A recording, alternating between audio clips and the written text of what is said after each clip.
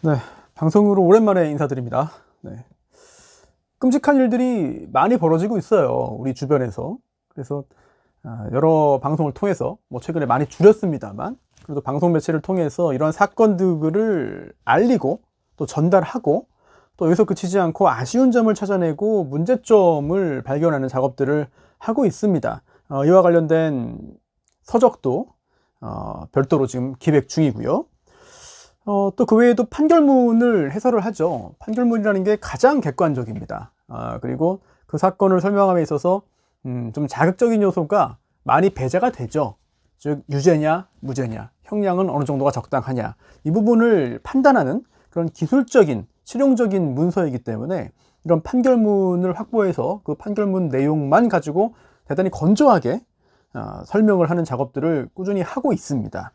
하지만 여러 가지 여건상 구체적인 판결에 대한 해설은 좀 유료로 다른 매체를 통해서 할 수밖에 없다는 점, 저도 대단히 좀 안타깝게 생각을 합니다. 최근에 특히나 더 끔찍하고 무서운 일들이 많이 벌어지고 있어요. 그냥 보통의 성범죄도 끔찍합니다만 친족 간의 성범죄, 특히 부녀 간의 성범죄도 일어나고 있고요. 또 이러한 성범죄 후에 범행 사실을 숨기기 위해서 아예 상대방, 피해자를 죽여버리거나 또 이렇게 살해한 후에 토막살인이라고 하죠. 사체를 손괴하는. 사체 손괴는 사실 보복이나 응징의 개념보다도 이를 저지른 다음에 감추기 위해서 하는 경우가 많습니다. 살인 사실을 감추기 위해서는 시체를 감춰야 됩니다.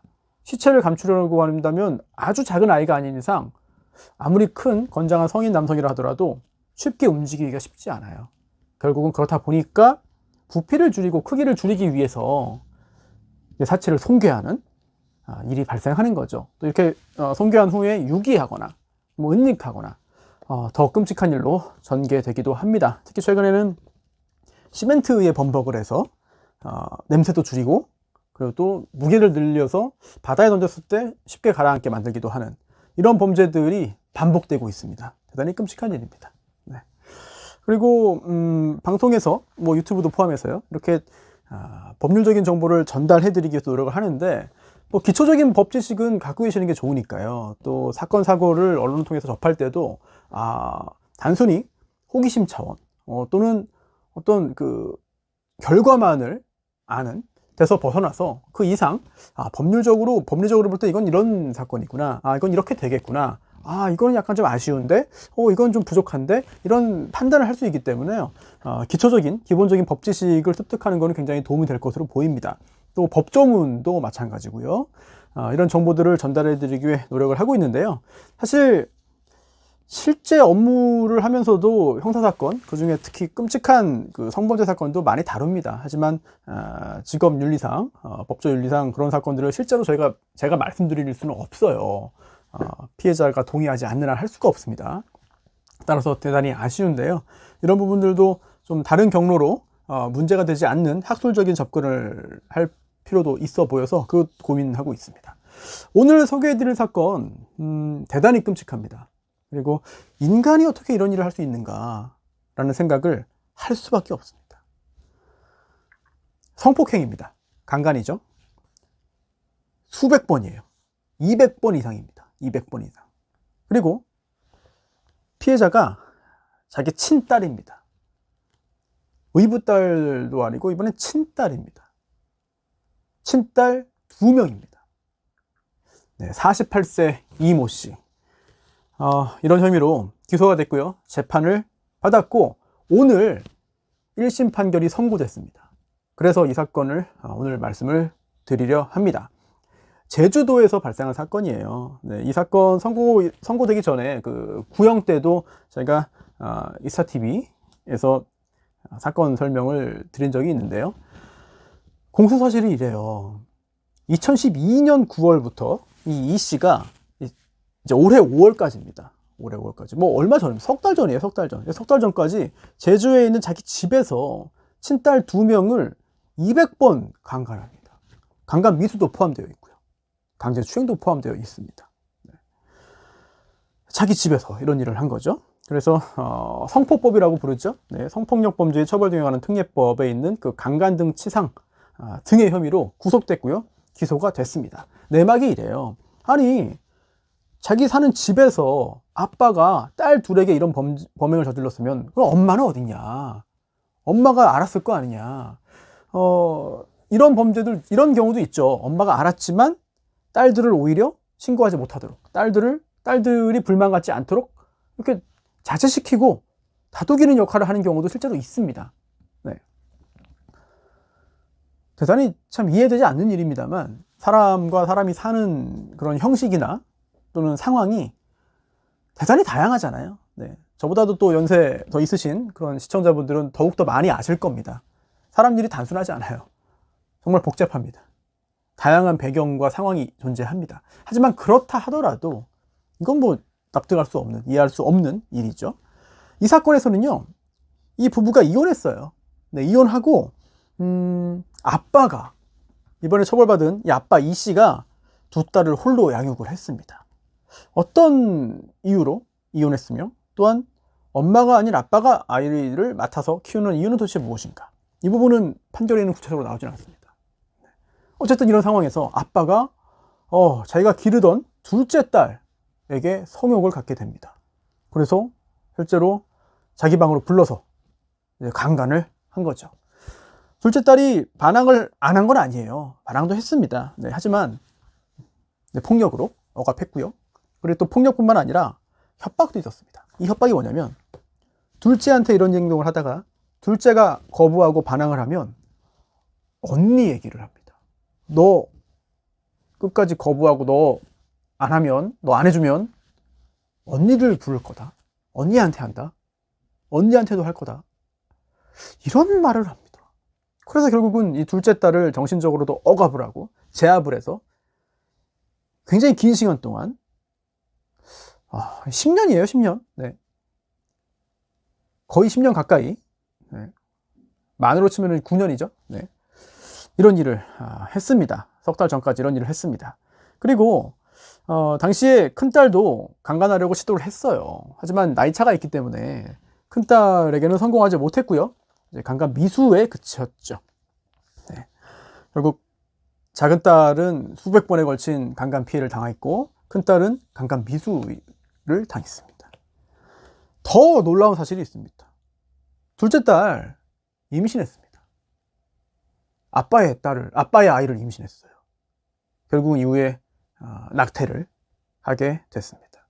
이런 일들이 다 증거가 있어요. 다 진술을 했고요. 두 딸이 구체적으로 처벌을 강력하게 원했고, 또 둘째 딸의 일기장에 날짜와 횟수와 방법과 그때의 심경 등이 구체적으로 적혀 있었습니다. 이게 다 유죄의 증거로 이용이 됐습니다. 자, 6월 24일에 첫 번째 공판이 벌어졌어요. 당시 재판부가, 이게 그 제주지법 형사 2부에서 재판이 이루어졌는데요. 저도 이제 의외로 제주도 사건이 꽤 많습니다. 그래서 비행기 타고 당일치기로 제주도 재판을 많이 다녀요. 많이 다니는데 굉장히 법원도 작거든요. 네, 그런데 이게 제주도가 제주도에 대한 평가는 아니고요. 제주도 내에서 벌어지는 범죄들이 꽤 많습니다. 네, 꽤 많고요. 특히 성범죄 또는 강력범죄의 발생률, 뭐 기계적인 비교입니다만 낮지 않아요. 네, 낮지 않습니다. 그런 통계도 나중에 한번 제가 준비해가지고 한번 지역별로 한번 말씀을 드리겠습니다. 근데 통계마다 좀 달라요. 그래서 다양한 통계가 국가기관에서 만들어서 나옵니다만 거기에서도 좀 약간 좀 차이들이 있죠. 네. 재판부가 이렇게 말했습니다. 재판장이 기록을 다 보고 이제 보니까 이거 증거가 너무 많다. 이거 이상하다. 한 번도 아니고 200번이다. 당신의 성욕 때문에 딸의 인생이 망가졌다. 동물도 그렇게는 안 할 거다. 라면서 질책을 했습니다. 그리고 아빠 이 씨가 1심 재판에서 이미 다 인정을 했어요. 네, 다 인정을 했습니다. 이미 수사 때부터 자백을 했으니까요. 그러면서 재판장이 이렇게 질문합니다. 친딸 맞지 않냐? 도대체 딸이 뭘로 보였길래 이런 범행을 저질렀냐? 그러니까 이 피고인 이 씨가, 아빠가 잘 모르겠다라고 답을 했습니다. 이게 끝이 아니에요. 범죄가 더 있습니다. 두 딸 명의로 대출까지 받았습니다. 그 돈 자기가 쓴 거예요. 그리고 자기가 이렇게 구속돼가지고 이제 들어가 있으면서도, 구치소에 있으면서도 임대보증금 대출금 250만 원 보내라, 큰딸한테 얘기해가지고요, 실제로 받았어요. 이런 상황에서까지 그렇게 해줄 정도거든요. 그러면은 작은딸뿐만 아니라 큰딸까지도 이미 정신적으로 얼마나 억압되어 있는가, 정신적으로 얼마나 복속 상태인가, 이런 것들을 알 수 있죠. 근데 분노할 만한 게 이게 끝이 아니라 더 있습니다. 이게 저도 이 사건을 정리하고 조사하면서 화가 좀 많이 나요. 네, 정말 굉장히 화가 많이 나는데, 검찰이 이제 첫 번째 공판기일에 이 사람의 죄책에 대해서 얘기를 하는 거죠. 그러면서 이런 언급을 합니다. 경찰에서 조사받을 때, 수사받을 때 이 아빠가 이런 말을 했다는 거예요. 억울하다. 아니 도대체 뭐가 억울한가? 안 했다는 거냐? 했다고 자백했지 않냐? 인정했지 않냐? 그런데 도대체 뭐가 억울하냐? 억울한 게 이게 억울하다는 겁니다. 이렇게 말했다는 거예요. 아, 두 딸이 비밀로 하기로 약속했는데 약속을 안 지키고 말을 해서, 공개해서, 그게 억울하다. 자, 이거는 굉장히 충격적입니다. 이 사람이 자기가 죄를 지었다고 인식을 하는 건가, 자기가 잘못했다고 생각을 하는 건가, 전혀 반성하지 않는 거거든요. 네. 경찰에서 이런 얘기를 했고, 조서에 작성이 됐고, 경찰에서 작성한 이제 사법경찰관 작성의 그 피의자 신문 조서는 뭐 이제 동의하지 않으면 증거 능력이 인정되지 않으니까 아마 증거로 제출이 안 됐을 겁니다. 그런 상황에서 뭐 변호인이 그렇게 했겠죠. 그렇게 할 수 있는 거고, 그런 상황에서 경찰이, 검사가, 법정에서 공판검사가 경찰에서 이런 얘기를 했다는 거를 또 이제 이야기를 하면서 비난을 한 거죠. 네. 다 인정을 했기 때문에 중요한 건 이제 형량입니다. 양형 판단만 남은 거죠. 그래서 이 피고인 아빠 이 씨와 또 변호인은 이제 그게 일이니까 당연히 해야 되는 거죠. 형량을 줄이기 위해서 피해자와 합의를 하겠습니다. 노력하겠습니다. 시간을 주십시오. 피해자가 두 딸이죠. 네, 두 딸. 이 장기간의 그 성범죄를 고소하면서 아빠를 고소한 이 두 딸, 합의를 시도하겠습니다. 제가 합의하겠습니다. 물론 피해자와의 합의는 가해자와 피해자의 합의, 그리고 또 피해 보전, 그로 인한 피해자의 용서, 선처해 주십시오. 전 처벌 원하지 않습니다. 이런 이야기는 굉장히 중요합니다. 형량에 영향을 줍니다. 줘야 하죠. 네. 하지만 재판장이 이 사건에서는 이렇게 또 되물었어요. 피해자가 두 딸인데 작은 딸은 200번 강간했는데 합의한다고 해서 양형에 영향이 있겠습니까? 양형이 있을 것 같아요? 이런 의문을 표하기도 했습니다. 어쨌든 뭐 합의를 한다니까, 또 그 후에 그 양형에 반영할지는 또 이제 재판장이 판단하면 되는 거니까, 재판부가. 네.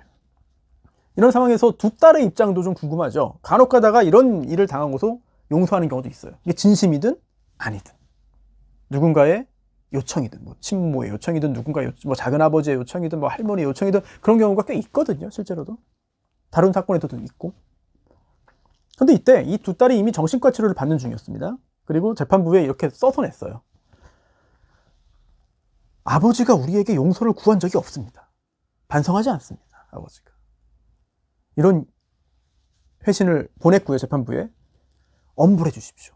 엄하게 처벌해 주십시오. 라고 얘기를 했습니다. 게다가 접근하지 못하게 좀 해주십시오.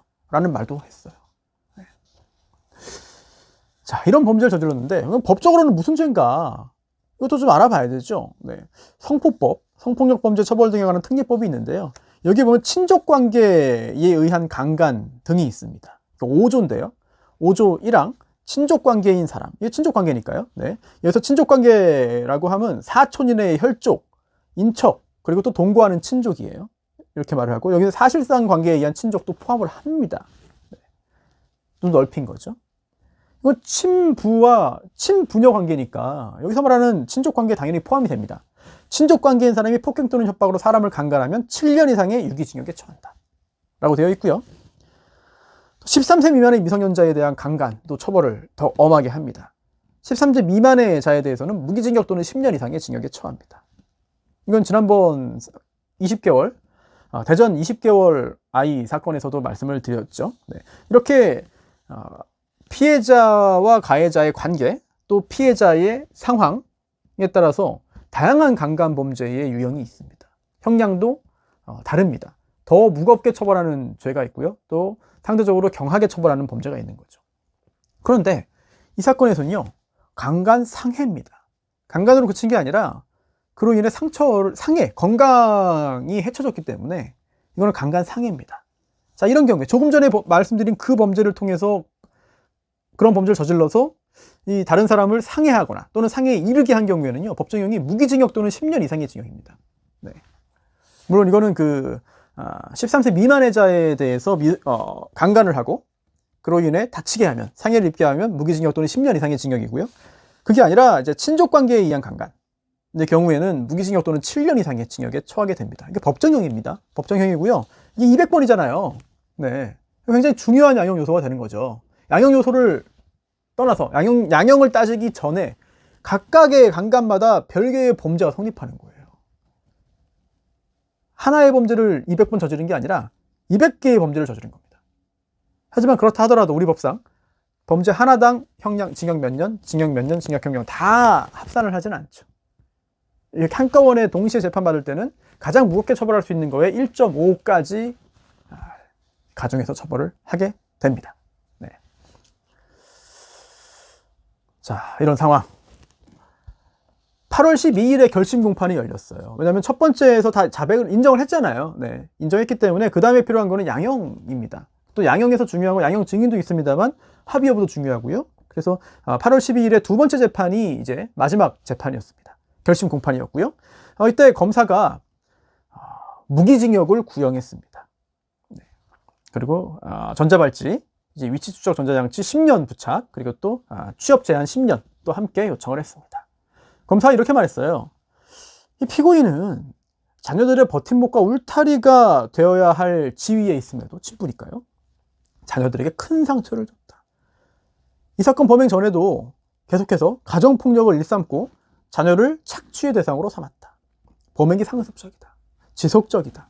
반인륜적이다. 그리고 수사 과정에서 아까 말씀드렸죠. 억울하다고 얘기하는 등 반성의 모습이 없다. 따라서 오랫동안 사회에서 격리해야 한다. 무기징역 선고해 주십시오. 라고 8월 12일에 구형을 했고요. 검사가 구형한 다음에 피고인의 변호인이 이야기를 합니다. 네. 그리고 이제 피고인 본인도 이야기를 하죠. 변호사가 이렇게 말했어요. 변호인이 기초생활 수급자이고요. 일주일에 3번 이상 투석을 해야 될 정도로 신장 투석, 건강 상태가 좋지 않습니다. 선초해 주십시오. 라고 이야기를 했습니다. 그리고 이 피고인 본인도 최후 진술할 때 눈물을 흘리면서 아버지로서 그리고 한 인간으로서 반성하고 있습니다. 잘못했습니다. 라면서 용서를 구했습니다. 하지만 피해자들은 여전히, 두 딸은 여전히 재판부에 엄벌해달라고 요구하고 있었습니다. 자, 이제 한 달이 지났습니다. 9월 16일, 오늘이죠. 네, 오늘 오전 10시에 선고가 있었습니다. 검사가 무기징역 구형했습니다만 무기징역이 선고되지는 않았고요. 징역 30년형이 선고됐습니다. 징역 30년, 전자발찌, 또 전자발찌에 대해서 또 다른 판단을 또 했고요. 그리고 또 취업 제한 10년, 그리고 보호관찰 5년을 내렸는데요. 이 사건 관련해서 검사가 구형한 거는 무기징역이잖아요. 네, 그래서 또 많은 분들이 무기징역이 당연하다라는 또 생각을 하고 계실 테고, 하지만 법원은 그렇게 보지는 않았어요. 네, 일단 강하게 질타했습니다. 보호할 의무가 있는, 이 피해자들을 보호할 의무가 있는 이 피고인이 오히려 피해자들을, 자기 딸을 성적 욕구 대상으로 사용했다. 반인륜적 범죄이고, 피해자 중에 한 명, 둘째 딸은 어린 나이에 임신과 낙태까지 하는, 일반적으로는 상상할 수 없는 정도의 정신적, 육체적 고통을 겪게 됐다. 그렇기 때문에 중한 처벌을 해야 한다. 라고 판단을 내린 겁니다. 그리고 또 양형 관련해서 또 이런 말을 또 했습니다. 사건 기록을 보기 힘들 정도로 참혹하다. 사람으로서 정말 이렇게 해도 되느냐? 라고 이야기를 했습니다. 네, 그러면서 이제 징역 30년 형을 선고한 건데요. 여러분들은 이 양형에 대해서는 뭐 어떻게 생각하시는지 좀 궁금합니다. 그리고 여기에 대해서 무기징역을 구형했다가 징역 30년형이 선고됐기 때문에 검사가 항소할 수도 있어요. 네, 항소할 수 있기 때문에 2심에서 다시 한번 재판부가 판단한다면 어떤 판단이 나올지 지켜봐야 될 것 같고요.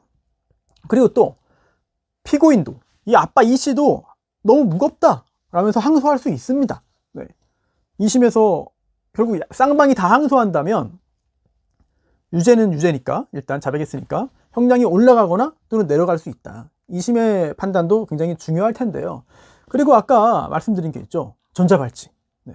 전자발찌를 부착해야 된다라는 청구에 대해서는 법원이 그럴 필요는 없다라고 기각을 했습니다. 왜냐하면 이 전자발찌라는 게요, 재범을 막기 위해서 하는 겁니다. 재범의 우려가 있어야만 부착할 수 있는 거예요. 왜냐하면 벌을 받고 뭐 죄값을 다 치르고, 네, 법이 내린 형벌, 징역 뭐 30년, 뭐 20년, 10년, 5년 다 살고 나왔다면 처벌은 끝난 거예요. 처벌을 계속할 수는 없습니다. 네. 그런 상황에서 전자발찌를 차고 있도록, 부착하고 있도록 의무를 부과하는 것이기 때문에 제한되는 거죠, 법에 의해서. 재범의 가능성이 있는가를 봤더니 이 경우에 피해자가 친딸만 있었습니다. 그래서 불특정 다수에게 다시, 이제 그 출소 후에 불특정 다수에게 다시 성범죄를 저지를 가능성이 그렇게 크지 않다. 네. 그렇기 때문에 전자발찌를, 위치 추적 전자장치를 부착해야 한다는 검사의 청구는 뭐 이유가 없다 라면서 이제 기각했습니다. 이거는 뭐 유죄라고 해서 또 성범죄를 저질렀다고 해가지고 다 전자발찌 차는 건 아니거든요. 재범의 우려가 있어야만 하는 건데 1심 재판부는 그럴 우려가 없다고 봐서 일단 전자발찌 부착 청구는 기각을 했습니다. 이거 역시 불복할 수 있거든요. 2심에서 어떻게 결과 나오는지 함께 지켜봐야 될 것 같고요.